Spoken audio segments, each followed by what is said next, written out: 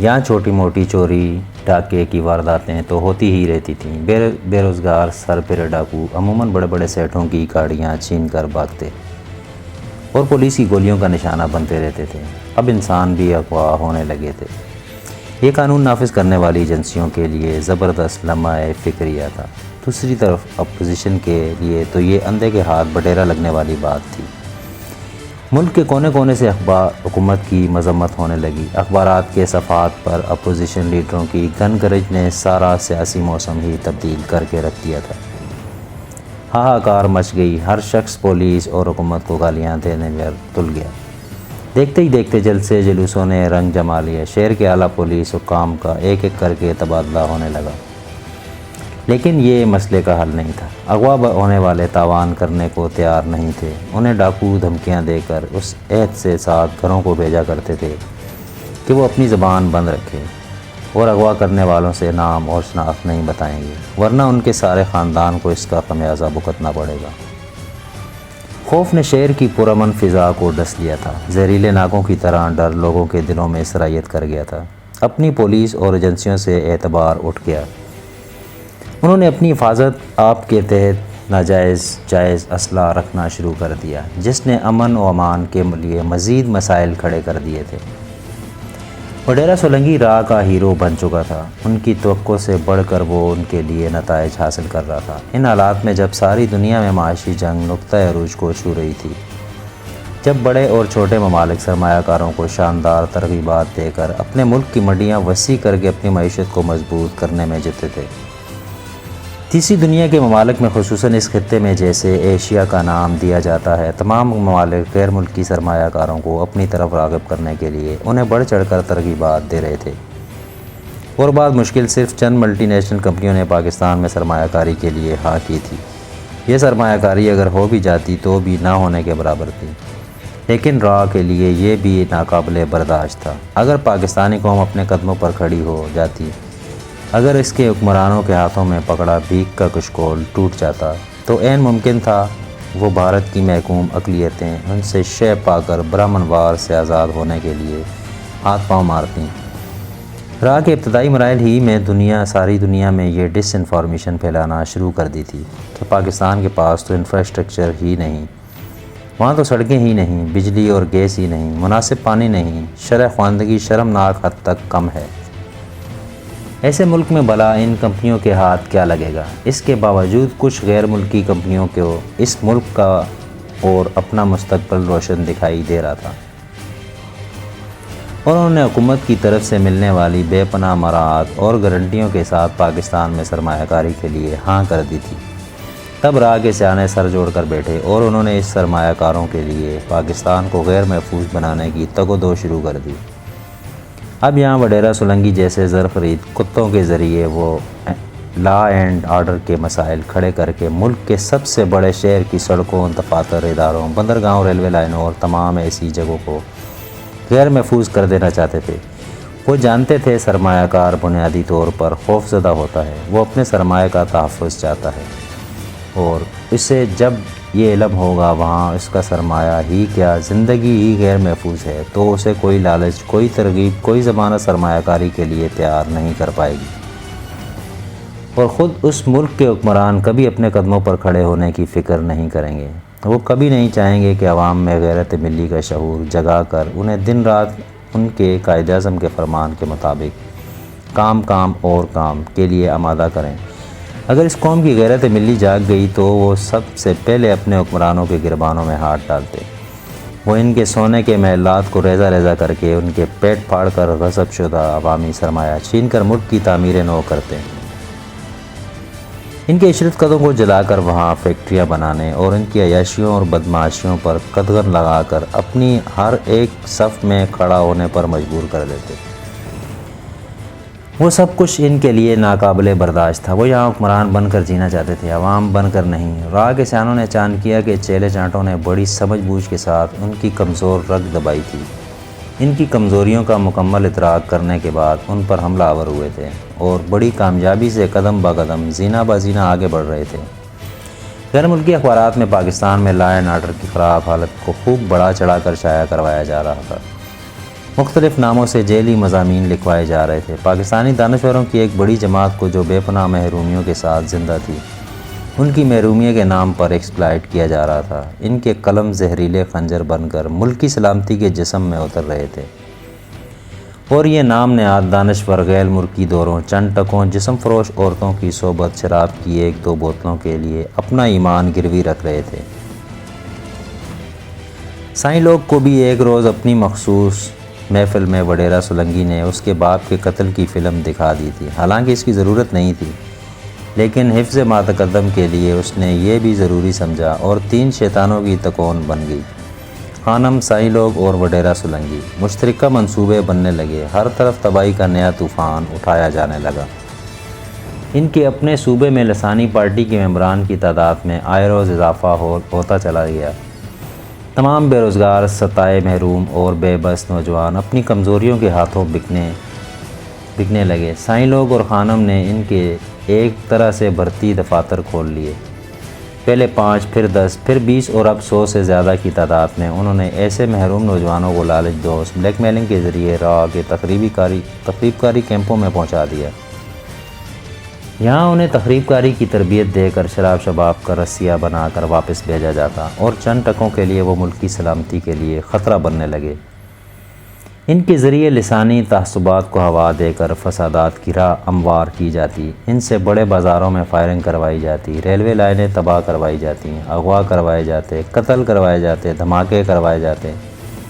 غرض ہر وہ کام کروایا جاتا جو اس مملکت خداداد کے مکینوں کو احساس دلاتا رہے کہ وہ تیسرے درجے کی بے بس، بے کس اور ستم ظریفی آلات کی ماری قوم کے افراد نہیں، بلکہ بھیڑوں کا ایک ریوڑ ہیں، جن پر کچھ خونخوار بھیڑیے مسلط ہو کر مسلسل ان کا خون چوس رہے ہیں۔ خانم اب بین الاقوامی شخصیت بن چکی تھی۔ ہیومن رائٹس کے حوالے سے اس کا نام دنیا کی بڑی بڑی پاکستان اور اسلام دشمن تنظیموں کی فائلوں میں سنہری حروف میں لکھا جا چکا تھا۔ وہ ملک کی بہت بڑی نام نہاد ہیومن رائٹس تنظیم کی چیئرمین بن چکی تھی۔ متعدد وہ غیر ملکی کنونشن اٹینڈ کر چکی تھی۔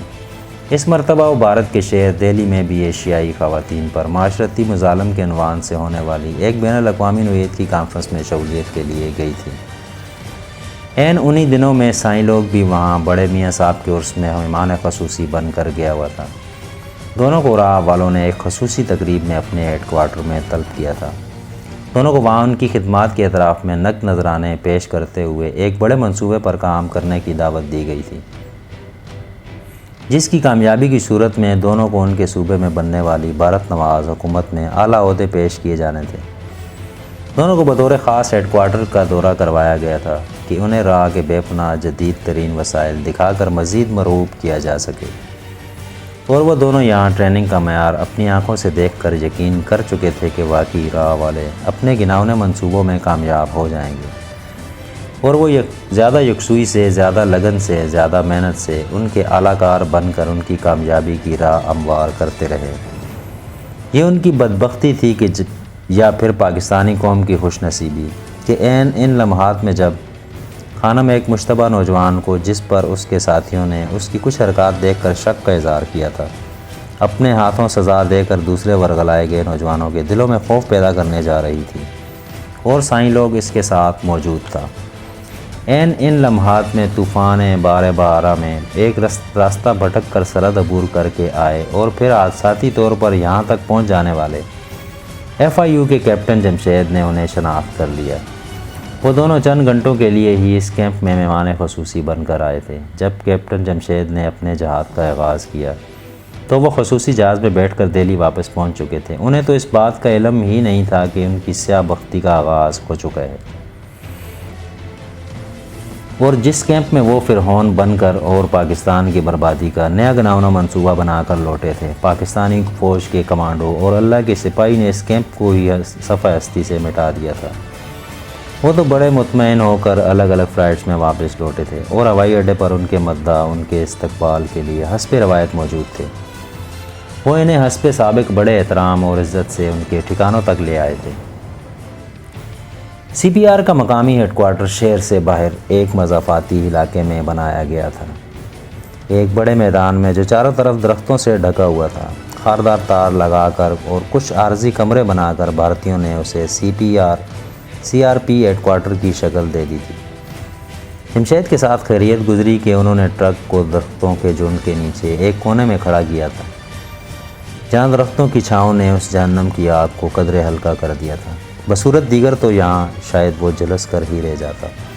ٹرک کے ڈرائیور اور کنڈکٹر کو انہوں نے حوالات میں بند کر دیا تھا اور سی آر پی کے دو نوجوان اب ٹرک پر چڑھ کر وہاں رکھے سامان کا جائزہ لے رہے تھے۔ ان میں سے ایک نے ٹرک کے ٹول باکس پر بھی سرسری نظر ڈالی تھی۔ وہ پھر دونوں مطمئن ہو کر باہر آ گئے۔ کیپٹن جمشید کے احساس کانوں نے ان کے قدموں کی چاپ کو آخری لمحات تک محسوس کیا، جس کے کچھ دیر بعد اس نے اپنے جسم کو حرکت دے کر اپنا دوران خون بحال کیا۔ اب اسے بھوک سے زیادہ پیاس کا احساس ہونے لگا تھا۔ 15-20 منٹ تک مزید اس پوزیشن میں رہنے کے بعد اس نے ہمت کر کے خود کو ترپالوں کے بوجھ سے آزاد کیا اور اپنے سر کو تھوڑا سا بلند کر کے حالات کا جائزہ لینا چاہا۔ اس کی آنکھوں کے سامنے جو منظر دیکھا اس کے بعد کیپٹن جمشید نے دوبارہ اس پوزیشن پر واپس لوٹ جانا زیادہ مناسب خیال کیا۔ سامنے گراؤنڈ میں سی آر پی کے جوان اپنی معمول کی پریکٹس کر رہے تھے۔ ان کی تعداد سینکڑوں میں تھی اور کیپٹن جمشید نے اندازہ کر لیا تھا اگر اس نے یہاں سے نکلنے کی کوشش کی تو اس کے جسم کا شاید ہی کوئی حصہ ان کے ہاتھوں سلامت رہ پائے گا، کیونکہ وہ لوگ اپنی بندوقوں سمیت پریڈ اور مشقوں میں مصروف تھے۔ کیپٹن جمشید نے کافی دیر تک لمبی تان کر اسی طرح لیٹے رہنے کا ارادہ کر لیا تھا۔ یہاں سے نکلنے کا فی الوقت تو سوال ہی پیدا نہیں ہوتا تھا۔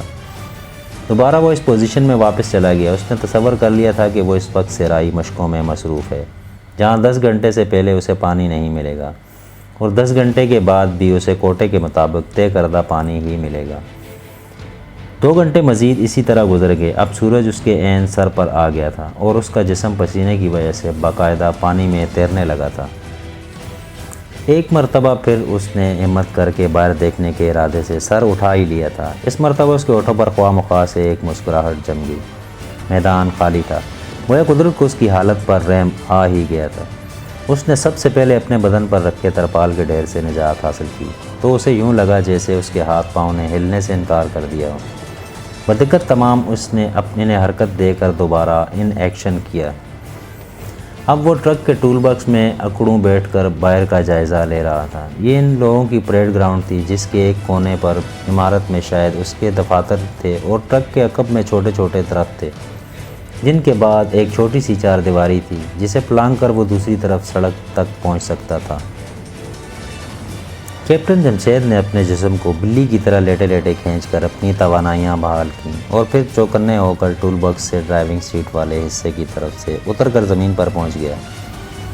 اس کی پوزیشن ایسی تھی کہ اب اگر کوئی عمارت میں سے بہت زور لگا کر بھی اسے دیکھتا تو نہ دیکھ پاتا۔ وہ اپنے پنجوں پر قریباً بھاگتا ہوا درختوں کے سلسلے تک پہنچا۔ وہاں رک کر اس نے ایک مرتبہ پھر گرد و پیش کا جائزہ لیا اور خود کو محفوظ خیال کرتے ہوئے اس نے درختوں کے جھنڈ ہی میں دوڑ لگائی اور ایک ہی اجت میں سامنے چھوٹی سی 4 دیواری عبور کر گیا۔ اب وہ ایک سڑک پر کھڑا تھا۔ یہ شاید وہی سڑک تھی جس پر ٹرک چل رہا تھا۔ کیپٹن جمشید نے کچھ سوچ کر فیصلہ کیا، اب وہ اسے اپنے واپسی کے سفر کا آغاز کرنا چاہیے۔ وہ سڑک سے اتر کر اب کھیتوں کے سلسلے میں داخل ہو رہا تھا۔ اسے علم تھا اس علاقے میں دور سے کوئی اسے مشکوک نہیں سمجھے گا، کیونکہ یہاں کے دیہاتوں کے نوجوان بھی جین کی پتلونیں پہن کر کھیتوں میں کام کیا کرتے تھے۔ تھوڑا فاصلہ طے کرنے پر ہی قدرت کو شاید اس کی جوانمردی پسند آ گئی اور اسے انعام سے نوازنے کا فیصلہ ہو گیا۔